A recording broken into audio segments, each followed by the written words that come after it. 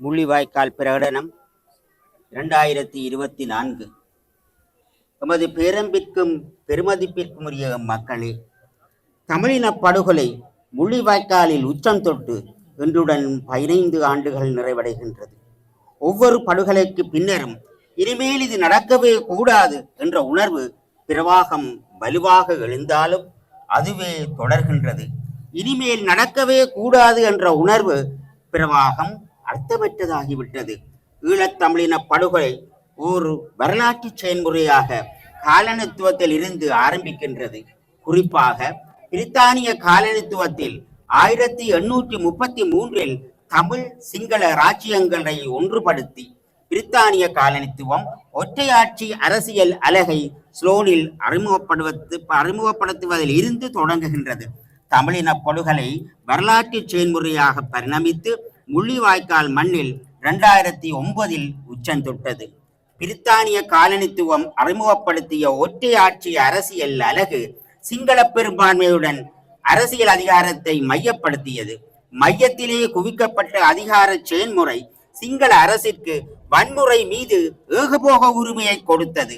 அது பெரும்பான்மை ஜனநாயகம் சட்டவலுவாக்கம் செய்தது. பிரித்தானிய காலனித்துவத்தின் புவிசார் அரசியலை மையப்படுத்திய மகாவம்ச மீள்வாசிப்பும் மகாவம்ச சிந்தனை மனநிலையும் சிங்கள தேசிய பேரினவாதத்தின் எழுச்சிக்கு வழிகோதியது. 19ஆம் நூற்றாண்டின் சிங்கள பௌத்த தேசியவாதத்தின் எழுச்சி புத்தரால் வாக்களிக்கப்பட்ட நிலத்தை மீளப்பெறுவதை மையமாக கொண்டது.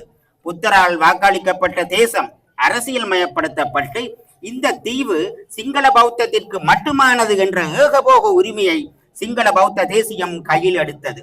வாக்களிக்கப்பட்ட தேசம் என்கின்ற தன்னிச்சையான அரசியல் நிலைப்பாடு இந்த தீவின் ஏனைய இனக்குழுக்களின் இருப்பை கேள்விக்கு உட்படுத்தியது. தமிழின படுகொலையின் வழி வரைபடம் பேரரசு கட்டமைப்பின் புவிசார் அரசியல் நலன்களை தவிர்த்து உருவாக்கப்படவில்லை என்பது ஐயமறத் தெரிகின்றது. புவிசார் அரசியல் நலன்களின் பிராந்திய தளங்களில் ஏகாதிபத்தியத்தை தக்க வைப்பதற்காக பேரரசு கட்டமைப்பை துணை குத்தகைக்கு விட்டுள்ளது. அதனுடைய ஒரு வடிவமாகத்தான் இஸ்ரேலையும் ஸ்ரீலங்காவையும் அவதானிக்க வேண்டும். தமிழின படுகொலை நடந்து 15வது ஆண்டில் பலஸ்தீன படுகொலை அரங்கேற்றப்பட்டு கொண்டிருக்கின்றது. பலஸ்தீன படுகொலையை உன்னிப்பாக அவதானிப்பவர்களுக்கு தமிழின படுகொலைக்கும் நடைபெற்றுக் கொண்டிருக்கும் பலஸ்தீன படுகொலைக்கும் இடையே நெருங்கிய ஒற்றுமை பண்புகள் இருப்பதை அவதானிக்க முடியும். தமிழின பலஸ்தீன படுகொலை அரசியல் வரலாற்று பின்னணியில் பல்லின மக்கள் குழுமங்கள் இனத்துவ சாயத்திற்கு உட்படுத்தப்பட்டு இனமயப்படுத்தப்பட்ட வில்லைகளுக்கூடாகவே அவதானிப்பதற்கு பழக்கப்படுத்தப்பட்டனர். காலனித்துவத்தின் மிக மோசமான விளைவுகளில் இது முக்கியமானது. போர்க்களமாக தேர்ந்தெடுக்கப்பட்ட புவியியல் பிரதேசம் இரண்டும் கடலை அண்டிய பிரதேசமாகவே இருக்கின்றது. உணவு ஆயுதமயமாக்கப்பட்டது. இரு இனப்படுகொலைகளிலுமே ஸ்ரீலங்கா அரசும் இஸ்ரேல் அரசும் ஏறக்குறைய ஒரே விதமான ஆயுதங்களையும் உத்திகளையும் பயன்படுத்தியது. வைத்தியசாலைகளை இலக்கு வைத்து தாக்குதல் நடத்தப்பட்டது. வைத்தியசாலைகள் செயலிழந்து காயப்பட்டவர்கள் சிகிச்சையின்றி இறந்து போயினர். உணவுக்காக வரிசையில் காத்து நின்றவர்கள் குண்டுகளினால் கொல்லப்பட்டார்கள். 2002 பேச்சுவார்த்தை முடிவடைவதற்கு அமெரிக்கா காரணமாக இருந்தது என்பது ஏற்கனவே ஆய்வுகள் மூலம் வெளிவந்த உண்மையாக உள்ளது. அதுவே இன்று காசாவில் போர் நிறுத்தத்திற்கு எதிராக ஐக்கிய நாடுகள் பாதுகாப்பு சபையில் தனது வீட்டோ அதிகாரத்தை பயன்படுத்துகின்றது. ஐநா சபையும் அதன் ஏனைய அலகுகளும் சர்வதேச சமூகமும் அதன் கட்டமைப்பும் எவ்வாறு முள்ளிவாய்க்காலில் மிகப்பெரிய மனித பேரவலத்தை தடுக்க முடியாமல் போனதோ அதேபோல் இன்று அவர்களால் பலஸ்தீன படுகொலையையும் தடுக்க முடியாமல் போனது உமக்கு ஆச்சரியத்தை தரவில்லை. இவை அனைத்துமே மக்கள் சக்தியில் நம்பிக்கையை கட்டியெழுப்ப அழைப்பை விடுக்கின்றன. விடுதலைசார் நம்பிக்கையை அடக்குமுறைக்குட்பட்ட மக்களுக்கு புறம்பே கட்ட முடியாது. ஏனெனில் விடுதலையின் செயலிகளாக அடக்குமுறைக்கு உட்பட்டவர்களும் பாதிக்கப்பட்டவர்களுமே இருக்கின்றார்கள். விடுதலை நம்பிக்கையை மக்களிடமிருந்து அகற்றும் போர் உத்தி தமிழ் தேசியத்தின் மீதான நம்பிக்கையை சிதைக்கின்ற முயற்சியாகும். ஈழத்தமிழ் இனத்தின் மீதான கட்டமைக்கப்பட்ட இனப்படுகொலை பல்வேறு உத்திகளை பயன்படுத்தி புது புது வடிவங்களை எடுத்துள்ளன. அது ஈழத்தமிழினத்தின் தன்னிறவு பொருளாதாரத்தின் மீது, பண்பாட்டின் மீது, கல்வியின் மீது, ஈழத்தமிழினத்தின் மரபுகள் மீது, சைவ தலங்கள் மதங்கள் மீது, தொல்லியல் வரலாறு மீது, ஈழத் தமிழினத்தின் வரலாறு மீது ஆக இருக்கலாம். ஈழத் தமிழினத்தின் மீது திணிக்கப்பட்டுள்ள உளவியல் போரும் கட்டமைக்கப்பட்ட இனப்படுகொலையின் வடிவமாகவே கருத வேண்டியுள்ளது. உளவியல் போரின் நோக்கம் ஈழத்தமிழினம் தமிழ் தேசியத்தின் மீது கொண்டிருக்கின்ற நம்பிக்கையை சிதைத்தலாகும். தமிழ் தேசியத்தின் நம்பிக்கை விழுமியங்கள் தான் ஈழத்தமிழினத்தின் கூட்டு பிரஜையை வெளிநிலையில் வைத்துக் கொண்டுள்ளது. தமிழ் தேச நிலத்தின் மீதான போரின் பரிமாணங்களின் வடிவங்கள் எல்லோரும் அறிந்தது.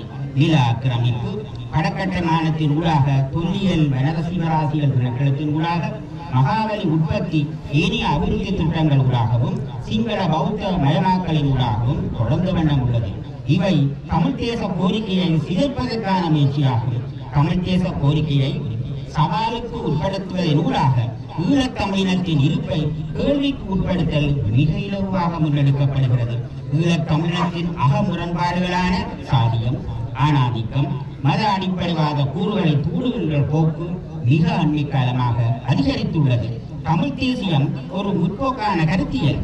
அது ஏற்கனவே அகமுரண்பாடுகளை அலசி ஆராய்ந்துள்ளது. அதற்கான தீர்வை நோக்கி பயணிக்கின்றது. ஈழத்தமிழினத்தின் இளைய தலைமுறையை கூட்டு விடுதலை நிலையிலிருந்து திசை திருப்புவதற்காக போதைப்பொருள் வழக்கு கிழக்கில் தாராளமாக பாவனைக்கு விடப்பட்டுள்ளது. சினிமா பாணியில் வெவ்வேறு குழுக்களை உருவாக்கி உட்பூசலை தக்க வைத்துக் கொண்டிருக்கின்றது. கேளிக்கை நிகழ்வுகளை ஒழுங்கமைத்து கதாநாயக மைய வாழ்வியல் செல்லுரையை உருவாக்கின்றது. கதாநாயக மைய வாழ்வியல் நீரோட்டம் சுயதராய்வு சிந்தனையை சிதைக்கின்றது. பாசமிகு ஈழத்தமிழ் உறவுகளை முன்னப்பொழுதும் இல்லாதவாறு ஈழத்தமிழினம் தனது இருப்பின் மீதான அச்சுறுத்தலை எதிர்கொள்கின்றது. ஈழத்தமிழினத்தின் இருப்பை சவாலுக்கு உட்படுத்தும் அலைகளை எதிர்த்து போராட வேண்டிய வரலாற்று கட்டாயத்திற்குள் ஈழத்தமிழினம் வலிந்து நிர்பந்திக்கப்பட்டுள்ளது. இந்த வரலாற்று கடமை ஒட்டுமொத்த ஈழத்தமிழுக்குமானது. யாரும் இப்பாரிய பொறுப்பிலிருந்து விலகிச் செல்ல முடியாத வரலாற்று தேவைக்குள் நாம் இருக்கின்றோம். முள்ளிவாய்க்கால் பேரவலத்தின் குறியீடு மட்டுமல்ல, அடக்குமுறையின் எதிர்ப்பின் குறியீடும் கூட. முள்ளிவாய்க்கால் தமிழின படுகொலை நினைவு நாளில் கொத்து கொத்தாக கொல்லப்பட்ட உறவுகளை நினைக்கையில் அவர்கள் சுமந்து வந்த கனவுகளையும் இலக்குகளையும் நினைத்து குருதி உறைந்து சிவந்து போன மண்ணிலிருந்து சபதம் எடுக்கின்றோம்.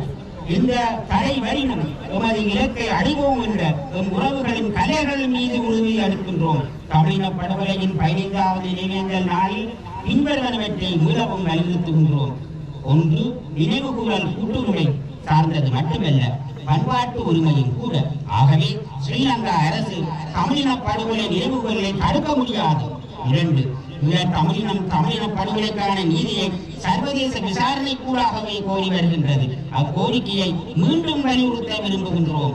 ஈழத்தமிழினம் ஒரு தனித்துவமான தேசத்திற்குரிய அலகுகளை தன்னகத்தே கொண்ட இனம். 4, கட்டமைக்கப்பட்ட இனப்படுகொலை கூடாக தமிழின இருப்பு கேள்விக்குட்படுத்தப்படுகின்றது. இதுவும் இனவழிப்பு போரின் ஓர் அங்கம் என நாம் கருதுகின்றோம். தமிழர்கள் ஒரு தேச அங்கீகாரத்திற்குரியவர்கள் என்பதையும், தமிழர்களின் தனித்துவமான இறையாண்மையினதும் ஒருபோதும் பராதயப்படுத்த இயலாத சுயநிலைய உரிமையின் அடிப்படையில் தமிழர்களின் சுயாட்சியை அங்கீகரிக்க வேண்டும். பாசமிகு உறவுகளை தமிழ் தேச விடுதலை தரும் நம்பிக்கையுடன் தொடர்ந்தும் பயணிக்க முள்ளிவாய்க்கால் பொது கட்டமைப்பு அழைப்பு விடுக்கின்றது. நன்றி. முள்ளிவாய்க்கால் நினைவேந்தல் பொது கட்டமைப்பு, வடக்கு கிழக்கு, மே 18, 2024.